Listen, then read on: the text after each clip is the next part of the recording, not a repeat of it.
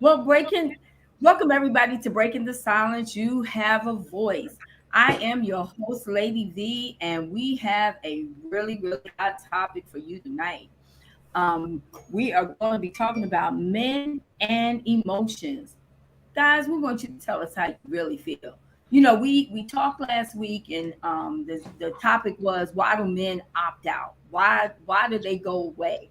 And we had some pretty good comments, but I don't think that the guys was really, because it was only two of them. I don't really think that we had a real perspective of why men, they either go missing in action, leave their kids, leave the woman, whatever, why they leave. So we want to talk about men and emotions, because men got something to say too. Ladies always talk, men always be quiet, but we want to hear what the fellas have to say. So we have a really great panel for you this evening. But before I introduce them, I want to welcome our viewers. Welcome to Breaking the Silence. We want to welcome Facebook and YouTube and all of our Caribbean jammers. I am your host, Lady V, and we have host Dr. Yvonne Bennett. How are you tonight? Doing wonderful. Doing real good. Good. And we have Dr. Isaac. What's going on, man? What's up, girl? Chilling. You ready I'm for just this chilling. show? Of course, I'm always ready. Okay. All right. Ever And we ready. have Silvadia tonight with us. Hi, I ain't gonna call her no guest because she's no longer a guest. But how you doing, girl? Hello, everyone. I'm doing great. Thank you. All right, we're gonna let the men talk, right? They got something to say. Yes, yes, Right, ma'am. Silvadia? Yes, ma'am. You ain't answering that question. No. All right. And we have our special guest. So we're gonna start with Reverend Jay because we had him on the show last week. How you doing, Reverend Jay? I'm doing well, and you? Good. And last but not least, I talked to this guy last night. I don't get to talk to him that often, but he always got something that makes me think once I get off the phone with him. But we got Dr. Myron here with us tonight. How you doing, Hello. Dr. Myron? I'm doing well, thank Oh, you. Glad to be here with all of you. well, we're glad that you're joining us on tonight. So we're gonna go ahead and we're gonna dive right in it, and we're gonna give the guys the floor. So, guys, men and emotions. Tell us how you really feel. And the guys, how do you really feel? Why? Okay, so I'm gonna ask this, because in my relationships, and I've had many, I think I'm more of a pro than Dr. Isaac, although he likes to think that he is the all knower of divorces. But being divorced a few times, I think I can speak on this. Um, I've Did learned, not say that. Did not say that. I've learned that in my prior relationships, one of the things that I realized that I needed to do sometime was to just be quiet. And the reason that is because we go into relationships, and for some reason we think that men need us to tell them how to feel, when to feel, what to do, how to manage, and so forth and so on. And what I find happens is because a man doesn't really continuously want to argue with a woman, he shuts down and he stops talking. Now, this is not all men, but in most cases he does. And they call it the turtle syndrome. So I want to know from the male perspective, why do men shut down? Why do they have such a hard time expressing their emotions?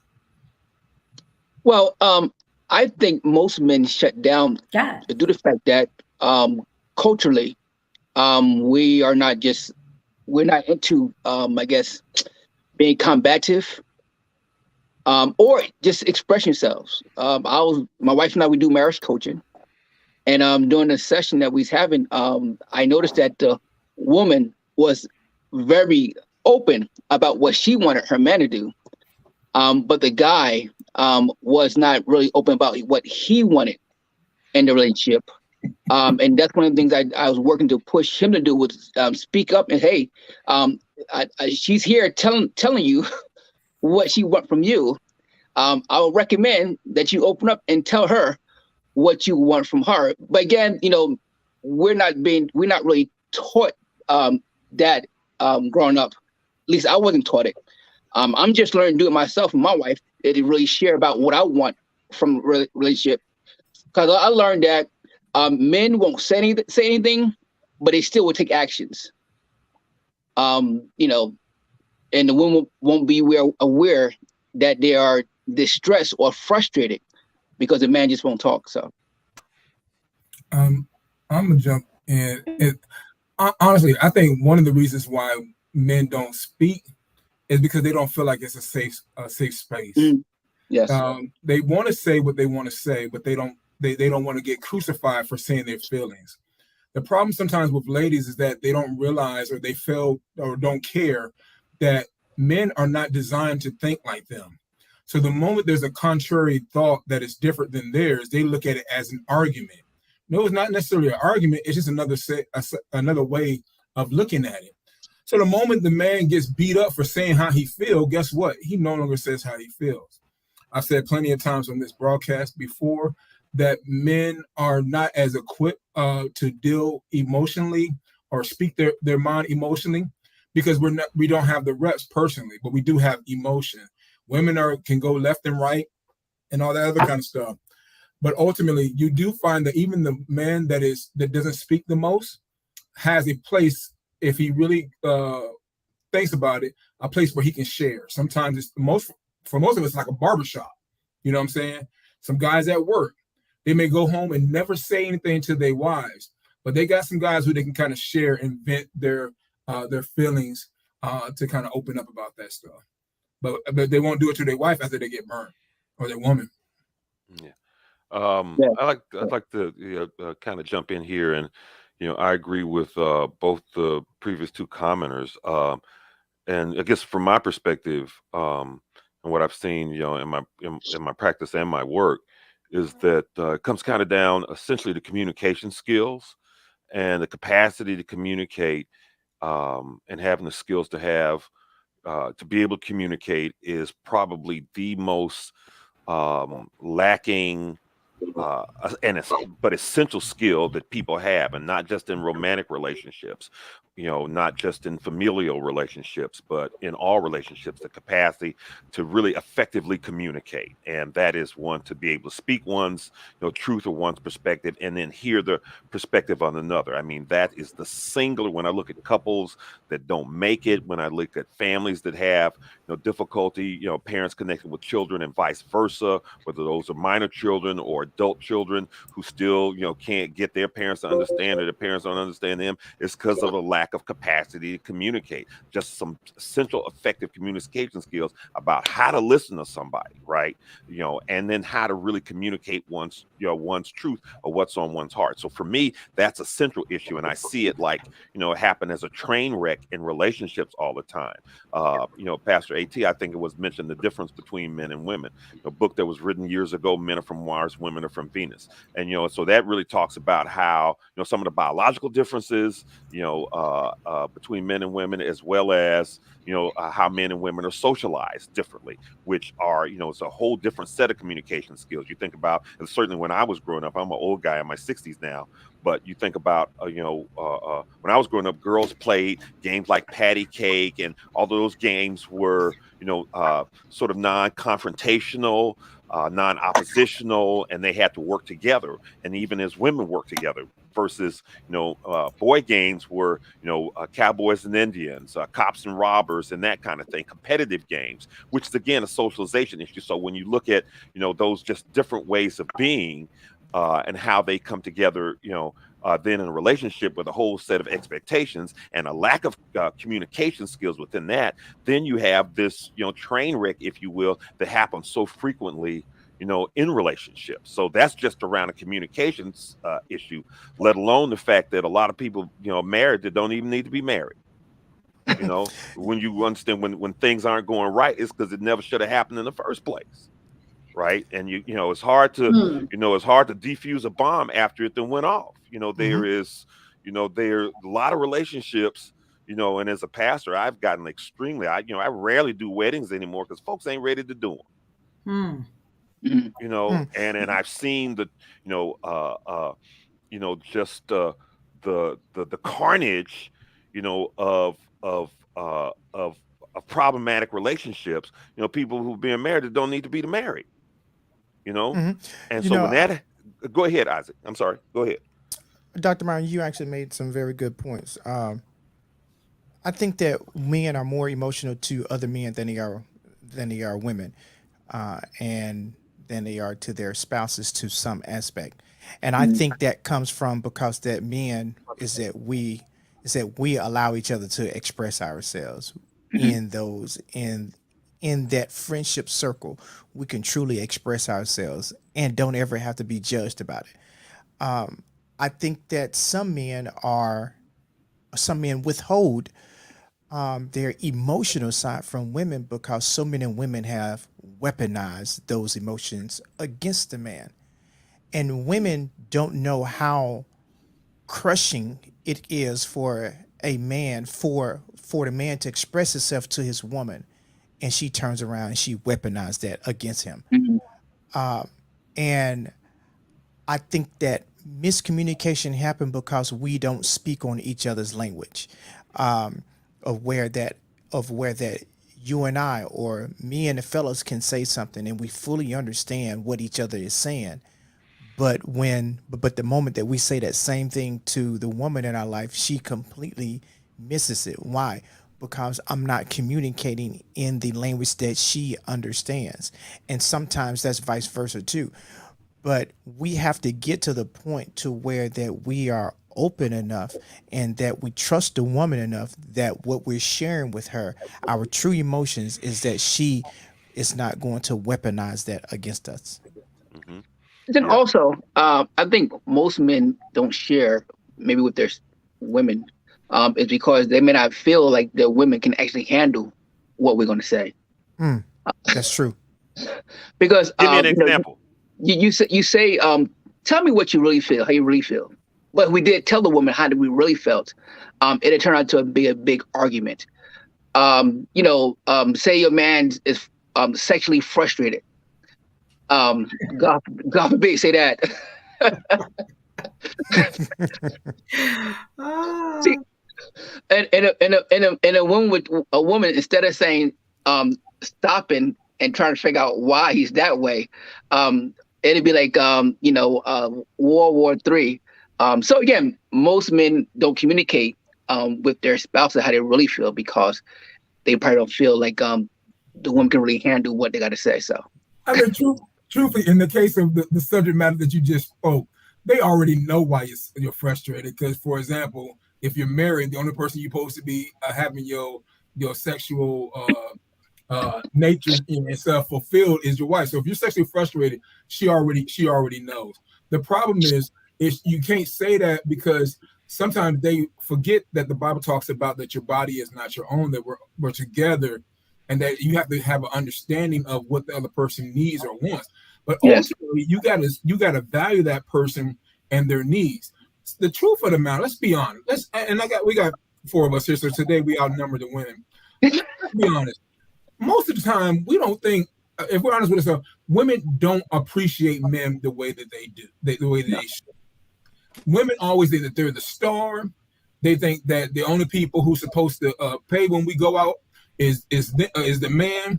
He's supposed to pay all the bills, and you just do nothing. I mean, that's like prostitution in a sense. If I got to pay for everything and you have no That's right. contribution, and you're not putting out either, please. I mean, what are we doing? This is not modern day slavery. That was how you really feel. Let's be honest. And when it's like that, when a man comes to you, he's looking at you as a partner, his helpmeet. And when you sit there and say, you like Isaac said, you weaponize it. That's the worst thing you can do. Because it's like, so what you're trying to say is, no, what I said is what I said. yeah, You're trying to flip this around because you don't want to acknowledge the fact that at some point you messed up. There's Yes, something correct. that's wrong with you. Now, up and down, you can tell me where I messed up, what I didn't do, and all that kind of stuff. And as a man, I'm just supposed to sit there and take it. But the moment I tell you the same thing, it's like the roles are different and you can't accept it. And so it really, what it really amounts to is until we can talk to, we really have to go into these situations knowing that we're not going to get what we want per se. Mhm. But if we invest in the right manner, prayerfully, she'll be able to love us the way we need to be loved. And that's Mhm. ultimately what it's about, because I think most women come into these relationships a little bit selfish. It's about what they need, what they want. I need my hair done. I need my nails done. I need to do this with the car and all this kind of stuff. Ask them one thing to do something like that. And you act like you owe them a debt, a life debt, like you in the mafia or something like that. I got more, but Well, I'm gonna let you go. I think society give a lot of leeway to the women. And when it comes to a relationship, the men is only there just to like provide financially. That's what we're there for. It had to get to the point where the woman must understand that this man has feelings, this man had emotions, this man had needs. And guess what? If the woman was sexually frustrated, it'd be she'll probably voice it. But unfortunately, the man don't, because again, socially and growing up wise, when we have issues, we're taught to suck it up, be quiet, don't start crying. Women are taught to vent, cry, they get nurtured.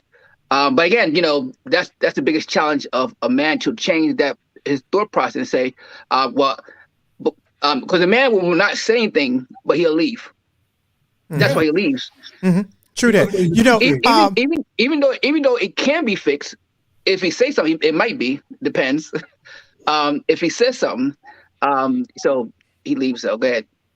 So also, let's actually look at this too. When we are communicating, I would never forget an instance that I communicated a maintenance issue with one of the cars. It was a maintenance issue that the ex caused, and while we were driving from work headed to the dealership, I explained every single thing that had to be repaired on the car, everything. And I explained why it cost so much. And I said that the reason why it cost so much, XYZ, went down the whole line. We got to the dealership and she showed her forever lasting black, showed out. When I say that she showed out so bad, I left the dealership and she didn't even know that I had left.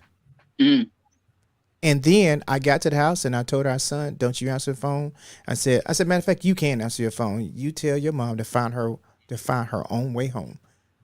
Mm. And women don't understand that when we're in our mode and when we explain things to you to the T, why do you think that we're going to deceive you on something like that? Because deceiving you on something that costs thousands of dollars is deceiving ourselves.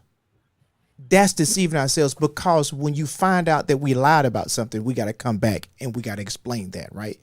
So, but women don't understand that when we're in, and I hate to use the term gender roles, but when we're handling business, when we're handling that maintenance, or we're handling the business and we explain it to you and you get to the point to where you show your behind, it is the nastiest taste that a man can ever have in his mouth. It is, and it's a taste that's so unexplainable that the only thing that I can say that it is the nastiest taste that you can ever have in your mouth. And to have that taste in your mouth, it immediately goes down to, who are you? Who is this woman that's in my life? Yeah. Well, I think that we learn it, and I'm gonna speak for a minute. We learn it from being little girls. When we're little girls, we learn how to use our emotions and our body languages to get what we want. So as we grow up to be women, that doesn't mean we're mature. That just means that we're fully grown. And we have not yet learned how to express our emotions, our feelings. So we do like the little girl. We kick, we scream, we show our emotions because when we were little girls, that's what got us our way. I can remember being in I think I was in second grade because it was one of my first spankings. So I remember that. I went to school and I lied. It was a boy named Timothy Wright. And I didn't like him. And it was his birthday. And I went to school and I lied and I said it was my birthday. And it was my birthday is in September. Timothy's birthday was in April. But because I was the girl and I showed my emotions and I cried and the teacher felt sorry for me, I got the cake and Timothy didn't. So later on, now I'm feeling empowered. I'm like, I got the cake and you didn't. I'm better than you. But then I didn't realize that the teacher had my mother's number and was going to call my mom. And she called my mom and she said, I want to apologize because I didn't realize that Yvonne's birthday was in April and not in September. And my mom said her birthday is in September. Well, first of all, I got the spanking of my life. Then I had to go to the school. I had to take the little boy cake and I had to apologize in front of the whole entire classroom. So I learned at a young age that sometimes it doesn't pay to be emotional because we carry those emotions over into our adulthood. What you're explaining, what you did wasn't about emotional. The core of it was selfishness. Okay. Exactly. So there was so you were being selfish, and it got expressed in your emotions. Do you remember? Anybody remember that movie that Sidney Poitier did years ago in the '60s called "To Serve with Love," where he's a teacher with these kids, and so he makes a statement in that film that marriage is not for the selfish, the insecure, or the weak. Okay, it's not for the selfish, insecure, or the weak, and I'll amend that and say it's not for the immature. So that may have been, kind of what your method of operation was as a child, but then when you move into adulthood, you got to let that crap go, and it takes work. And so my journey with some people is that they don't want to do the work, the internal work with themselves to be clear about, and the work it takes to be married. I like I said, I got to the point where I hardly do marriages anymore. If a couple comes to me and they want to get married, as a pastor or as a coach or as a therapist, they have a syllabus, right? I give them a syllabus just like you getting ready to take a class, and they got to read 5 books and they got to write at least 3 papers. And for those of you who've been through some education, that's just maybe for one class, right? That's what's required to one class. You got to read 4 or 5 books. You got to write some papers. And if they balk at doing that, that tells me that's just what you got to do for one class to earn toward earning a degree. How many classes you got to take before you can get a degree or get some certification? And if they don't want to do that, then that tells me they don't want to do the work to be married.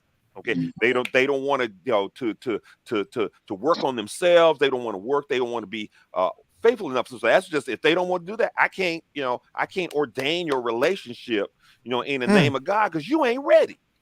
And part of it is what you described. So yeah, that was where you were. But we got to endeavor. People don't want to read a book. There's hundreds of thousands of books out there about how to be a better communicator in a relationship. You can find all kind of stuff on the internet now. It's easy. When I was growing up, you had to go to the library, get the card catalog to find out some books. Now you can just type in some stuff and find it out. And you too dadgum lazy to do that. And one other point before I go. Before I stop, is one of the things that adds so much dysfunction, in relationships, in communication, is speaking in absolutes. And I train people on how to talk to each other. And so when we talk about men do this and women do that, we're speaking in absolutes. When you say you're always or you never, there's never. There's never always. So, even in our conversation here, because there's some men that are great at communicating in relationships. Yes. There's some women that are great that aren't selfish in that. So, and so even being exacting, in our languages, we discuss this as well as how that comes out, because, those messages and misunderstandings get perpetuated when we talk to people like that. Right. Right. And so being conscious of it constantly helps us deconstruct, our communication patterns, so we can reconstruct and build some communication patterns that are healthy and going to help sustain a relationship through conflict and all of that. Anyway, okay, I'm gonna be quiet for a minute. I wanted to go back. Miss V, Lady V, what did you say right before Doc said something? You said we as women do what? She would talk about how that we about how women can oh shucks. Since a child, something about since we were a child. Since we were a child. So one of the things that I've learned, and I took a class one time, and I think I mentioned it on the show before, is we think that because we're grown, we think that we're mature, and a lot of times we're not. Well, So no. What did you say? As we learn as children, as girls. We learn as children. We learn as little girls how to use our emotions to manipulate and control. Yeah, that's what it situation. So let me say with this. that. So a lot of times we operate, and I'm gonna say this for the ladies, and they probably gonna get mad. I don't care, because I'm gonna say it anyway. A lot of times women think they're grown. That's why they tell men what to do. And a lot of times they've never come out of the little girl, and they think that they're grown women. They think that they know what they're talking about. They think that they have this thing, well, men are 5 years behind a man.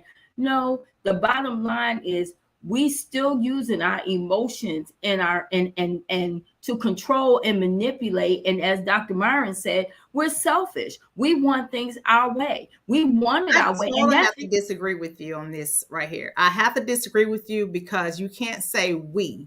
When you say we, it goes in with all, because all women are like. No, I'm not saying all. So let me. So I have to speak for self.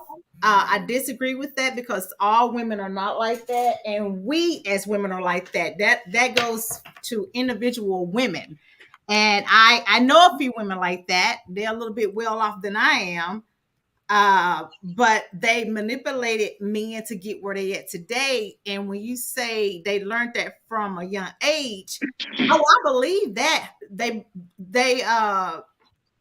developed this, how to get things from a man by doing different things, acting out a certain way. However, I myself have never been that type of woman. I feel like that we have a great group of men on here today. Most of them are married on here on this. But when I look at it, as I would love to find a man who can speak what he's actually feeling. I'm so sick of guessing at 45 years old what a man is thinking, what he want. I'm a communicator. If you don't tell me how you feeling, I don't know that. And I believe I've been told that I am the type of woman that I'm easy to talk to, so, for me, I would love for a man to say, you hurt my feelings. I would love for a man to say, I don't like that. I would like for him to do that without him barking down my throat like I'm at fault for every single thing. I would like for him to say, well, baby, I just don't feel like doing that today. Would you like to do something else? Because we typically do what tell me what you feel. I want a leader because I am a strong-minded woman and I speak what I'm thinking. So I don't need, I'm so sick of running into men that feel like I'm barking at them just to get my point across. No, speak up. Tell me what you want. I don't know unless you speak. And as Isaac said, that men feel like they can talk to other men about what they're going through. Talk to your woman about what you're going through. What I want to know, why are men so afraid to speak to their woman about what they're feeling? We're not afraid of speaking to them. Let me correct you on that. I said that it's easier for us to talk to each other and express to each other because the language barrier that's there for us, the language barrier does not exist between men. We can communicate to each other and we know exactly what we mean. But when we say the exact same thing, to a woman, it seems that she doesn't, it seems like that she just completely misses it. And give you an example. If I said, I'm going to the store, What did you hear? I'm going to the store. Okay, now that's what you said right now, but you know you heard something else. but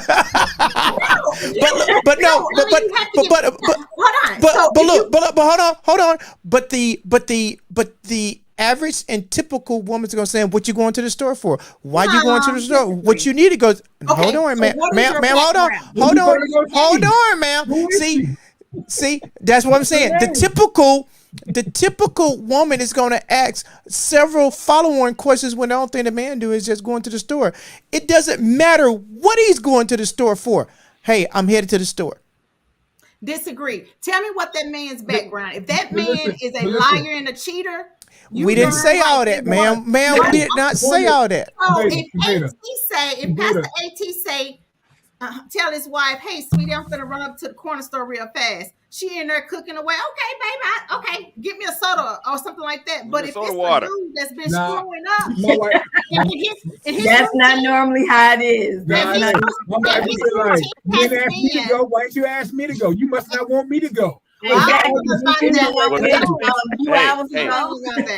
guarantee you, the trust issues. That's exactly my point, doctor. That man had to have a routine because I did it. If my ex has made it where, matter of fact, my ex used to use work as an excuse. I'm like, boy, you sure like to work a lot. Wait a minute, I'm looking at the paycheck. It ain't no bigger with the hours. Her daggone her computer did not die on her. Okay, that means that she was talking too much. Okay, so okay, so look at it. So watch this. So watch this. I want you to hear this. We just said exactly how that we felt, and you see how that went somewhere else. Yeah. And for us, the four men sitting here, it didn't need to go there for us. Hey, here's one other point. I know Vaughn is the host, but Vaughn hijacked this thing for about 10, 15 minutes. This is what we're talking about.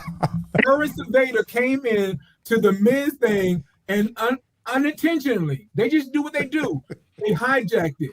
Isaac, I was getting ready to talk about your point and make a point about how it's a trust thing, right?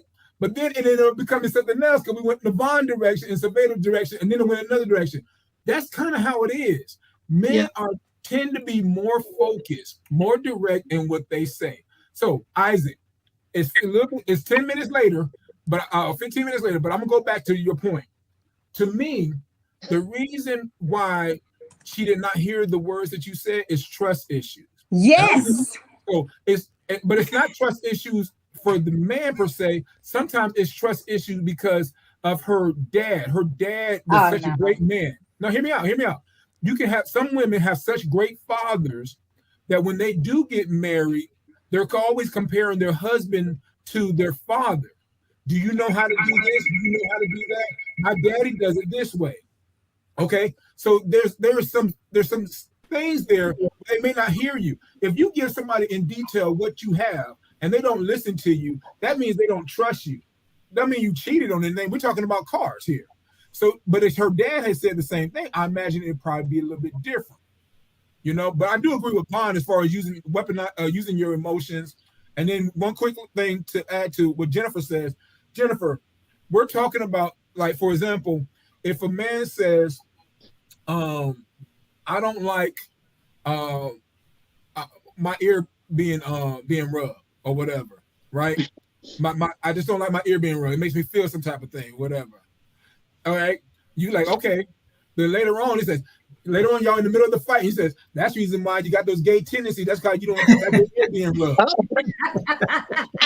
But that's weaponizing. But that's exactly how weaponizing. No, that's what I'm saying. She asked for an example. She said, she asked for an example. I told you something personal. For whatever reason, I don't like this particular thing. But then later on, you using it as the nuclear weapon to use what I told you is the most intimate thing. And it could be something deeper on different levels. Right. Yeah. When you come back later on and use that against me, I can't trust you, and I can't open up to you. So, AT, why did you contradicting yourself a little bit? Because you're saying that's weaponizing when you bring something, if you've talked about it and you use it against the person, correct? Yes. No. So- If I'm sharing my heart to you, He Yeah, said yes, Isaac. So I want to go ahead. But he's right. If I'm sharing something that is near and dear to my heart that I probably Right. haven't told anybody, and then later on you're using it against me, and even more so if you use it in public, okay, that right there, that's weaponizing the conversation. If I told you about that, if you want more details to talk about it, that's different. But if you're going to use it to come back and hurt me or hurt my feelings and add to it and put things in there that I didn't say, okay, that's weaponizing what I've already gave you. I gave you something to work with, and instead of using it to build upon and strengthen our relationship because I gave you something that nobody else got, you're using it against me to hurt me. So I want to answer Miss Moore's question. She said, I want a man that communicates. Well, you may get a man that is in that space where he can just tell a woman anything, or you may not, because that comes with time, that comes with trust, that comes with him feeling the fact that you're gonna be safe with his secrets.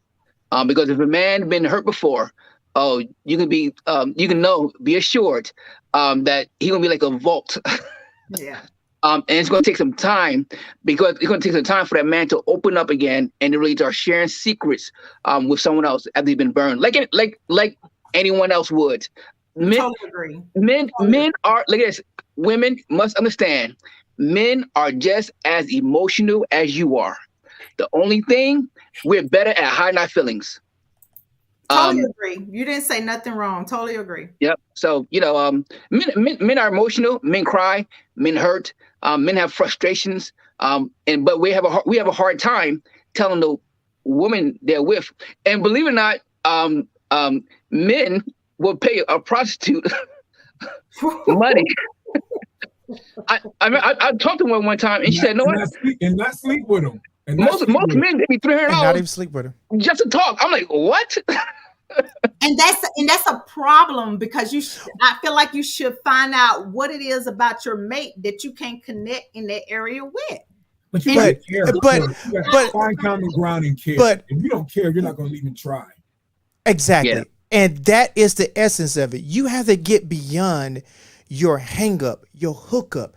You got to get beyond what is bothering you, say to actually hear the man that's in your life. That man that's in your life is going to speak to you like no other way, but you have to learn his communication just like he has to learn yours. Yeah. And 9 times out of 10, a woman cares not to understand how a man communicate. I said 9 times out of 10. That does not mean all. 9 times 10, a woman truly doesn't care how a man communicate. Now you are taking it as yourself and how that you do it, but that's you. You are one of few. The average woman does not take the time to understand and hear her man when he's speaking. And that's why I made the statement is that we have to communicate in each other's language. I have to communicate to you in your language, the way that you understand it, and you have to communicate to me in the language that I understand. The reason that we can get there because we've taken time with each other.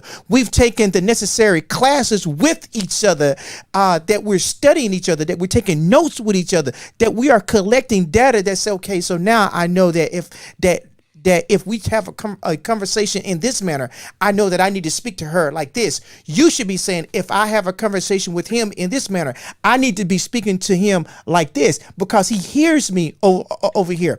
But however, the 4 men on this panel, we can get together and we could talk about anything and understand what every single person is saying and don't even have to question it. Yeah, well, I just want to say one thing, if I may. Dr. Myron said used a word that's so vitally important, and all of this, everyone that has spoken, I've been around a long time. Okay, at 76 years old, I've seen it all, done a lot of stuff, and heard a lot of stuff. But it all boils down to maturity, and you don't wait until you get married to mature. You do not. You have to have some sense of maturity when you get married, because marriage is not for kids. It's not. Lady V said something that was profound about the little girl. Well, you know, guys got that little boy. Mm-hmm. Okay. And a lot of boys get married and that's what they act like. Okay. Because they don't know how to communicate. They're afraid to communicate because they got a spanking from mama when he did communicate. So, you know, that little boy comes up, but it's not, you're going to have every marriage is going to have these problems if you don't have some type of maturity when you get married. You don't wait to grow up. You should be grown up when you get married. Yeah. I agree with that. And I also agree with Derek's statement. A lot of times men go into a relationship and there's some baggage there, you know. Mm-hmm. Oh yes. Everybody. I mean, you say you're a different person. It don't matter because they all know, you know, like I said, if I say I'm going to work now I got to double check with Silvadia and show her my time card and FaceTime and let her know I'm at work because of what she may have been through, you know.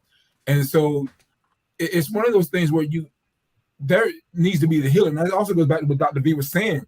That maturity piece also deals with the healing piece. Because if you're not to the point where you can forgive the person who hurt you, you're still living in that hurt.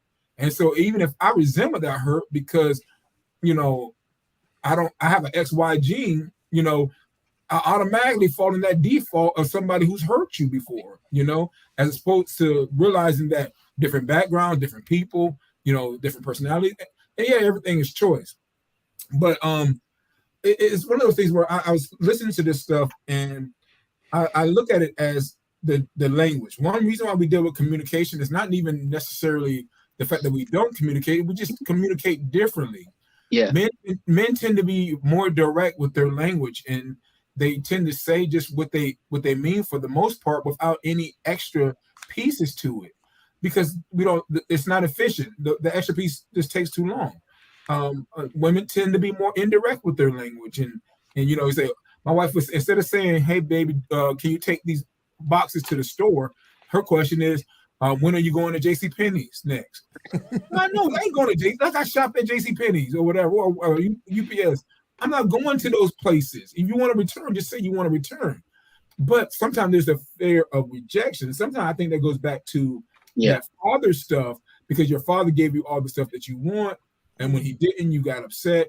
If the husband doesn't give you everything you want, you'll get upset. One other thing, and I'm heading out to Reverend Jay. I don't say I got in trouble because I'm a grown man, but I have an issue where on Friday, me and the boys were supposed to be going to Atlanta to go to Six Flags and all that kind of stuff. And I knew I was going to be tasked. I was supposed to do a quick turnaround. And the night before, I'm packing because I'm here. I got to pack. I got to fly again next week. So I'm packing in advance. And I'm busy. I'm focused on that. And this young lady tells me, she says, my chair is coming in tomorrow. And she ain't watching this, so we good. My chair is coming in tomorrow. You think you'll be able to help me put it together? And I just said, nope. And she didn't like the way, you know, you said, you want to hear what I have to say. You want me to communicate, but then you didn't like the way I said nope. And so she got upset. And really, she got upset because I didn't give her what she wanted, right? Mm. And she said, well, it's the way you said it. You could have did this, and the other. When I give you too much information, you get upset with that, and then it becomes weaponized if I say the wrong word. If I keep it short, you'll get upset about that. What ended up happening is one of the children was late packing. I came back or whatever. I had time. I went ahead and did it for her. She was good to go. It all worked out. But for me, I communicated what you asked me a question. I told you what I need, and you got upset with it. You know, I'm big enough to deal with it. Did she know about your flight and all that prior to? She knows the suitcase. I was in the little den area of packing. She knows what the plan was. She knew that I was already stressed from the whole week of work, but she wanted what she wanted. Aside from what I wanted, I'm taking all the kids, her little one, and all the other kids as well. But she wanted what she wanted. And sometimes I wonder with women if that is what's it called? Like a competitive thing. Are you more focused? Do you love this more than me type of thing? Okay. Are you willing to stop what you're doing? Even though I know that you stressed out, you're trying to get this stuff together for everybody. Are you willing to stop that for me? And it shouldn't be that way, but sometimes in relationships it is.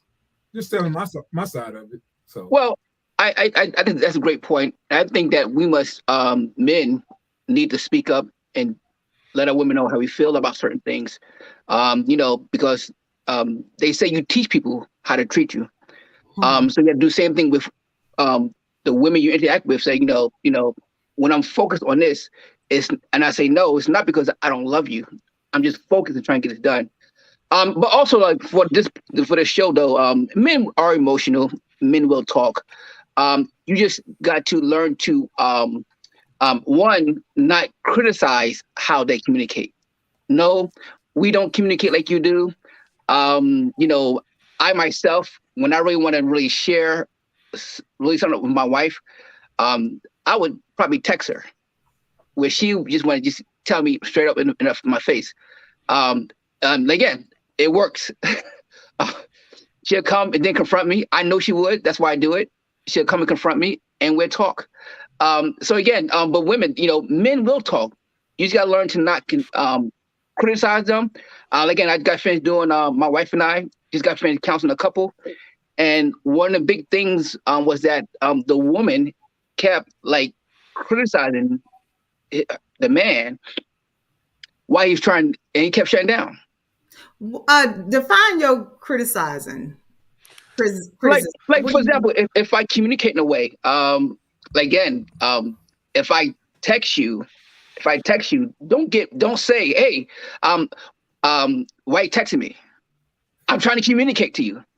This is my way of communication. That's kind of dumb. I thought you was talking about. Well, no, because look at this. When a person does something and you criticize it, they're actually feeling like you don't like them. Yeah. What do you mean? Like hey, can I step in here for a second? Yes, I just want to step in here for a second. So, putting the words that we use, words are symbols and they have meaning. And the words that we use, inflection and all of that is, and I'll give this as an example. So just a moment ago, and not to chastise you, Ms. Moore, but he made a comment and then you said that was dumb, right? So, listen, let me finish. What he said was not dumb. I'm saying someone criticizing him because they sent him a text. That's dumb. Again, let me finish. That didn't come across in what you said. Okay. And, I'm just listening because I'm listening intently. So what you said was that was dumb. Okay. Now, and I understand now you've made clarification and your point was what she said was dumb, but this is what happens in communication with people. Okay. So somebody will make a statement like that. And what you were talking about, there wasn't a direct connection to his original point. Okay. And so I misheard, and that means that others may have misheard. That means that the talking person that you were talking to may have misheard, and then that can cascade into all kind of problems. And I'm saying, and so that's what happens. So when I talk about, and I tried to put 2 books into the chat so people can read them, about communication. People have to understand how we talk and how we talk to each other.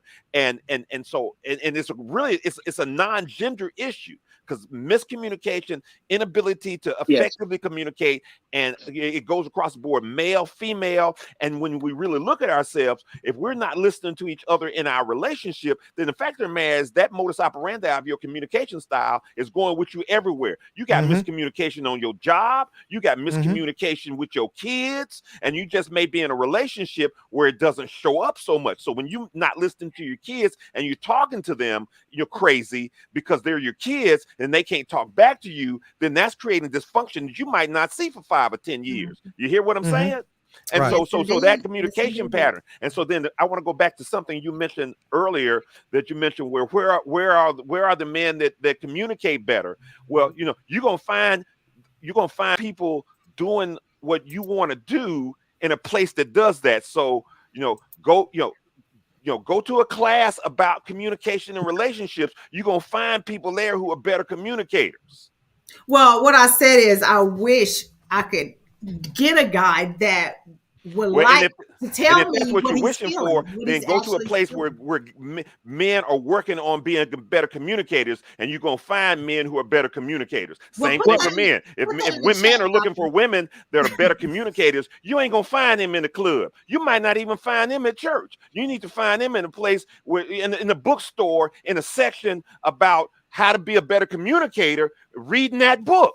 I But In also totally library, that's where you're gonna communication find I them. totally and agree. Because communication otherwise, comes you know, you along. looking at their behinds and looking how cute they are. They might not be able to talk, share their deep personal feelings worth a damn. Well, But you're but 100% but, correct. but However, that does not communication. describe me because I'm Right. not. And that wasn't directed at you. That's We're not everybody who talking about listening. you. Right. Yeah, but That's So everybody who listening. communication also, once again, maturity. You have to look at yourself, whether you be male or female. You have to look at yourself, examine yourself, and get beyond your feelings. Yes. Sometimes you have to grow out of those feelings. And I'll give you a good prime example. Okay, my husband and I have been married 58 years. I walked in my foyer today and I see this dirt, literal dirt. Look like somebody, I don't know where it came from, in my foyer. And there was a time when I didn't know how to communicate. I would have flipped a cow. Like, Mm. oh, and like, where did this come from? But I asked my husband, he was in another part of the house, and I said, babe, can you just come in here for a second? I said, I'm trying to figure out, because it took me. See, when you communicate, when you're a good communicator, you'll think before you speak. Yes. And I looked and I said, babe, can you tell me? I've been trying to figure out for the past 45 minutes where this dirt came from. At that point, he said, oh, I brought the ladder in from outside and cleaned off the ledge up above, and I didn't see that some of it fell. I said, okay, no problem. I went and got the little shovel and the little broom and cleaned it up. He was trying to do something good.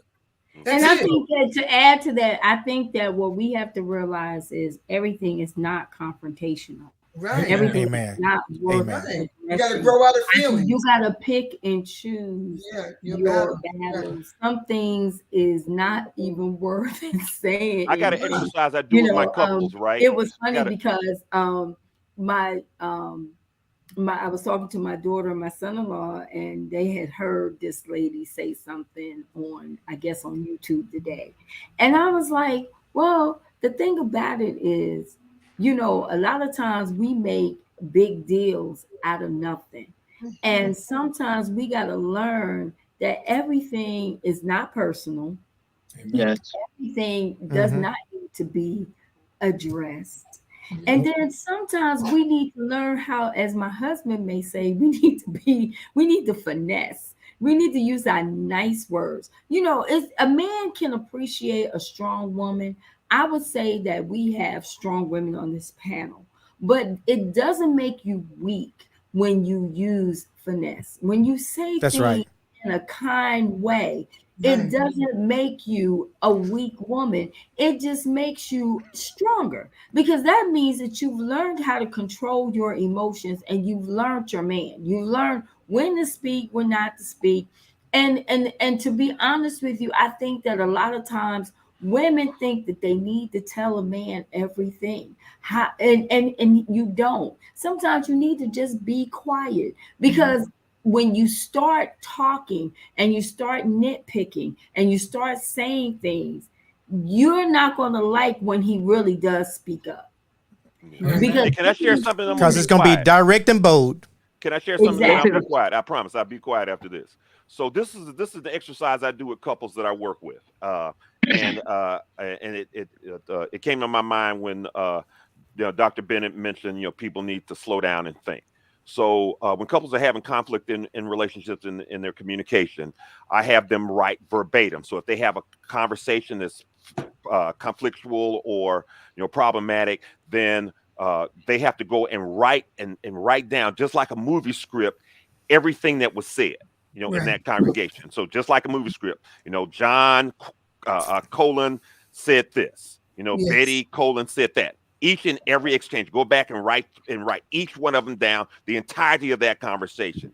And then after they've written that, go back and read it, and then read it a second time, and then come back, and then in between those, parenthetically, write in what you thought or what you were feeling when you said what you did, and then when that person said what they did. Okay.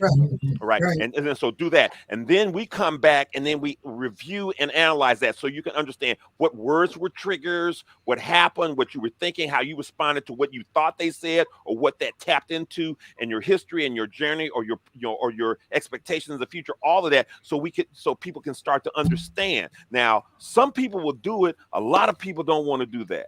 And when people don't want to do it, it tells me, Yoda, you don't want to do the work on yourself. You don't want. So then, as a matter of fact, I'm like, okay, I can't see you no more because I don't want to sit here and listen to y'all fight and argue, for an hour, even if you are writing checks, because it ain't worth it to me. Because you don't want to, even if you want to pay for it, you're not really wanting to do the work. Okay. They want a referee. That's what they want. Right. They just want a referee and they want somebody to win. But I'm not there for a referee. I'm there as a coach to try to help you get to where you want to be. So and I offer that to folks to consider, regardless of the gender issue, because the fact of the matter, everything we talked about, women do the same stuff that men do the same stuff that women do. It's all about maturity, immaturity, communication, sacrifice, but it also shows up in your relationship with your children.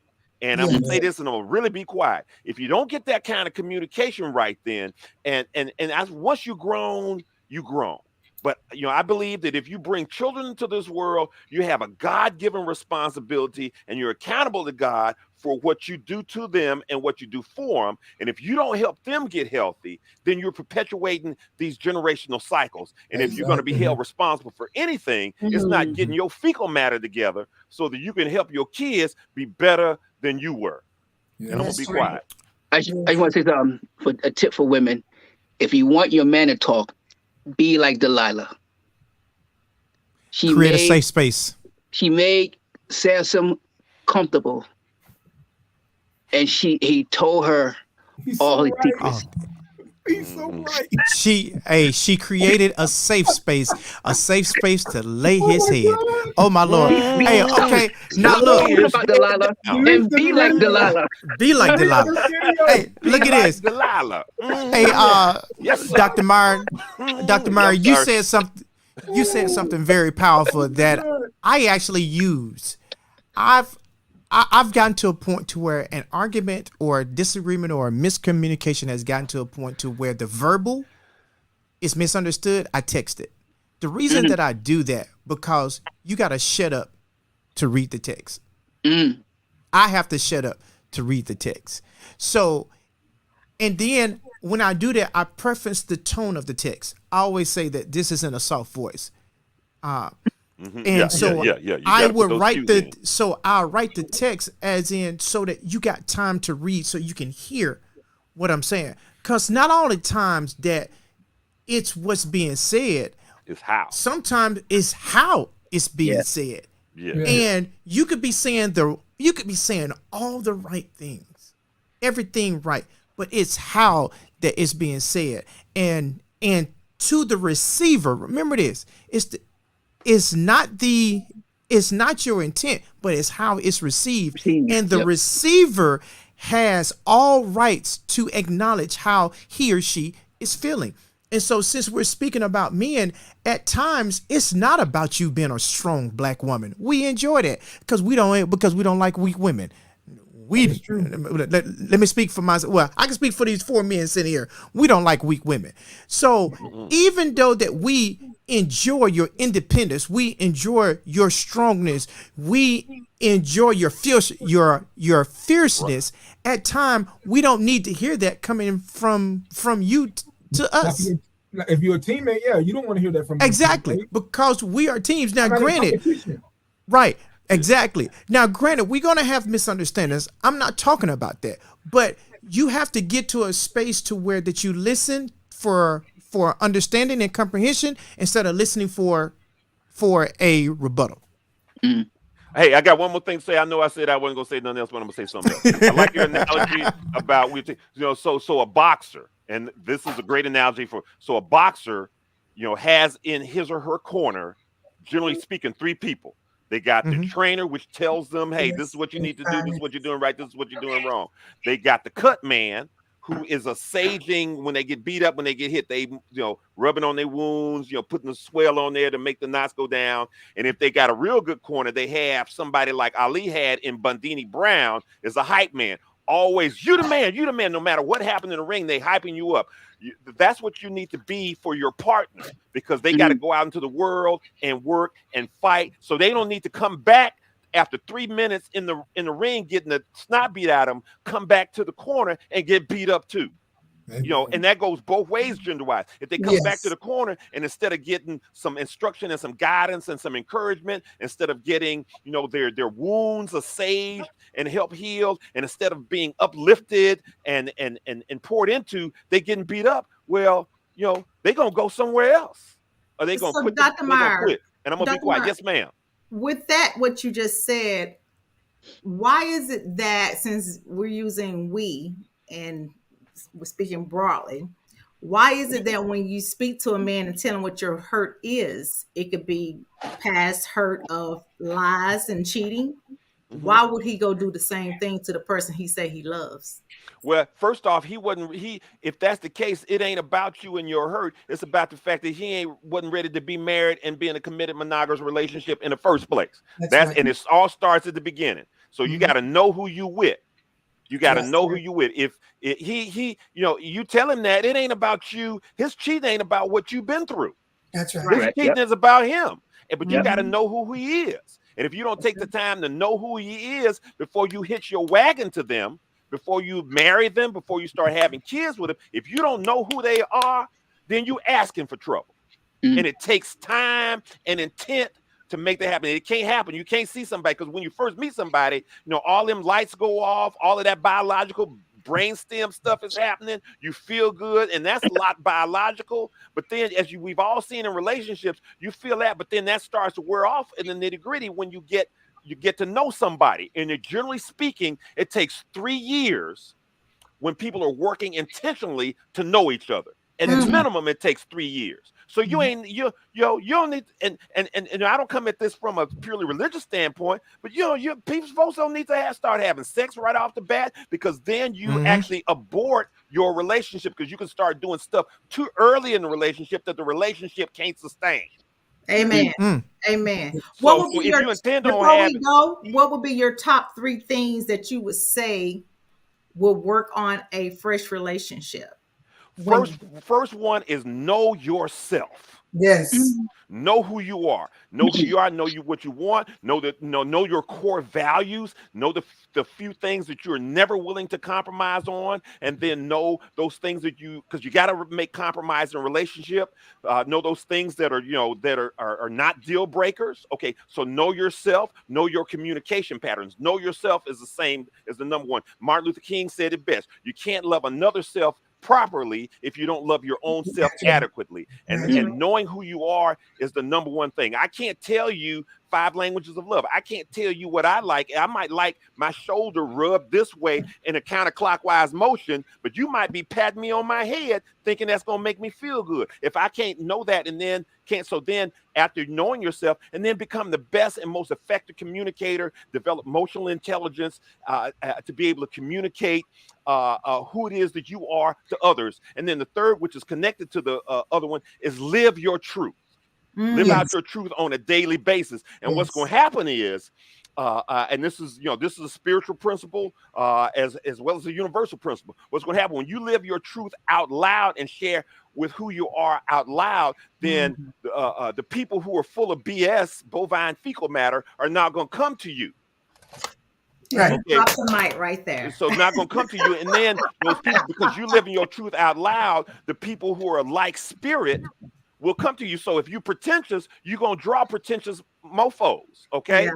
If you're real and truthful, then that's because that's going to cut off the chafe. The chafe going to get swept away because they can't handle your truth. Those people who are for you and not for you. So those are the 3 things that I would tell people to do. Be who you are authentically. If a brother ain't strong enough to handle you, then he need to move along. If a sister is too materialistic and you ain't materialistic, then she need to go on her way and get that somewhere else, because she ain't gonna get it for you.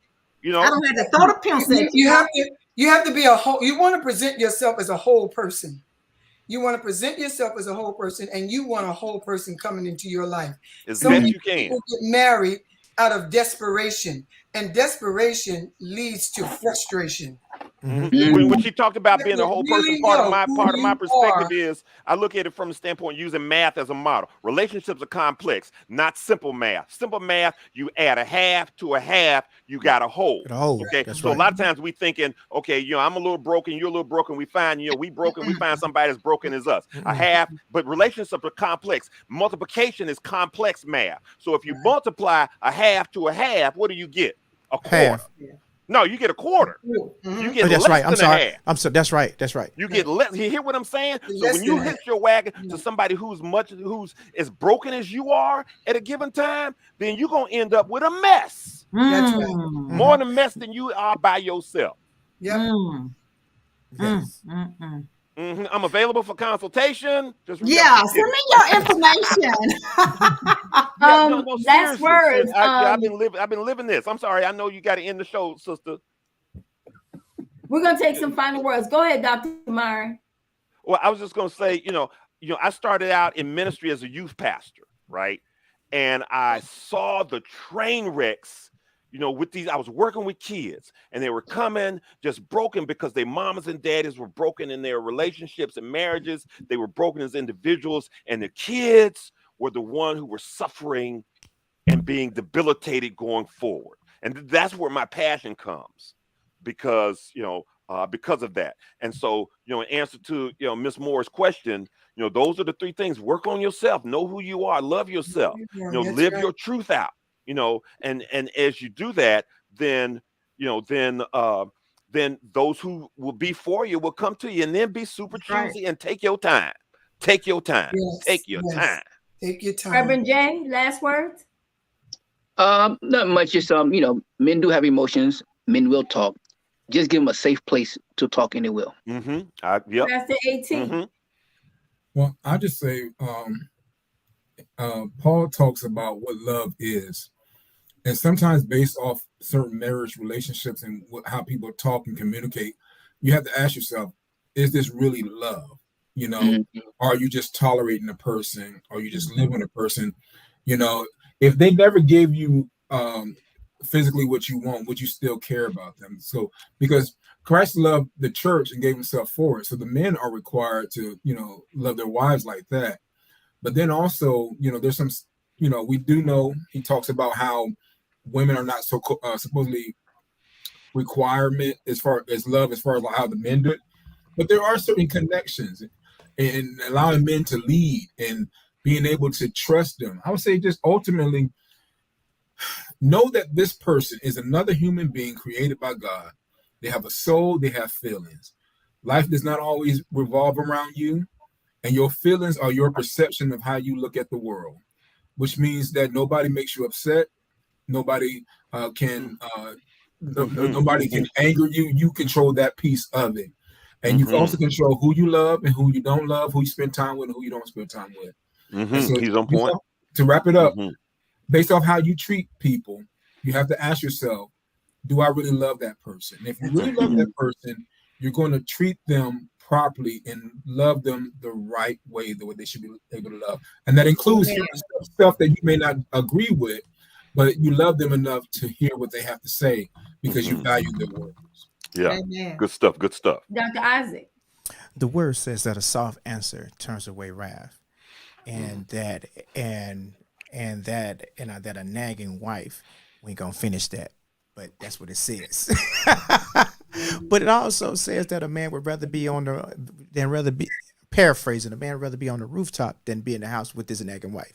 Okay, so also since we brought Delilah up, the most powerful thing about Delilah is that she was conniving and she was lying to find out what it would take to kill Samson.